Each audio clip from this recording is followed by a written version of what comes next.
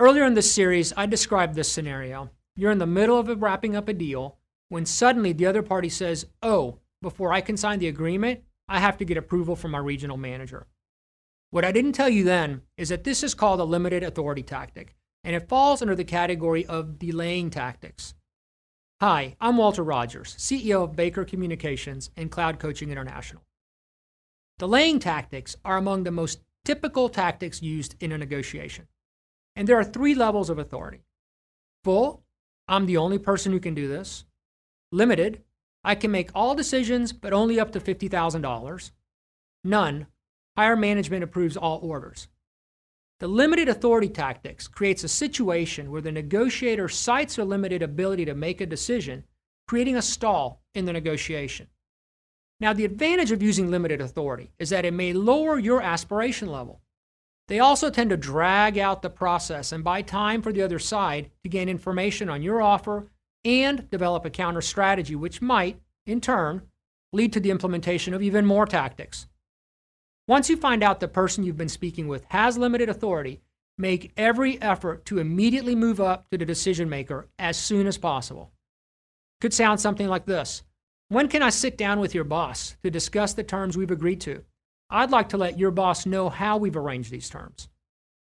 Another popular delay tactic is called the missing person tactic. It is a more complicated version of the limited authority tactic in which the other side might say, oh, before I can sign the agreement, I have to get approval from my regional manager, and she won't be back in the office until a week from Thursday. The missing person tactic occurs when the other party acts as if the missing person needs to be included in the deal, wouldn't accept something you're suggesting, or needs to be consulted on some detail. It's not that the person you're talking to wouldn't like to continue the negotiation, but they say somebody else needs to be involved.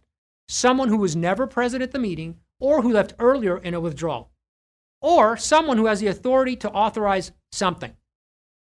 Here's the advantage of using the missing person. It's much like that of the good guy, bad guy. The other party creates the image of being the agreeable good guy, sympathizing with you. They can also use the missing person to avoid issues they don't want to discuss or to avoid making a decision. Remember, a tactic perceived is no tactic at all. Once you discover that there's another person who can influence the final decision, politely take steps to speak with them immediately. Don't leave the outcome in the hands of a middle person who may not accurately represent your position or your offer. Chances are they will be talking among themselves about how to gain an advantage over your offer, not how to accept your offer. Could sound something like this. Is there someone else I could speak with since your regional manager is out? I would love to get this deal moving as quickly as possible, and I'm sure you would too. The best way to guard against being sidetracked by either of these delay tactics is to make certain you're always negotiating from the start with the person who can make the final decision. Do your research in advance to identify decision makers. And in the preliminary stages of the conversation, find out what you have to do to get in front of the person who can make the final decision. You may have to initiate the conversation at a lower level, but be careful not to show all your cards until you're talking to the right person. For 35 years, our companies have worked with over half of the Fortune 500, empowering them to achieve their important business outcomes through exceptional negotiating skills.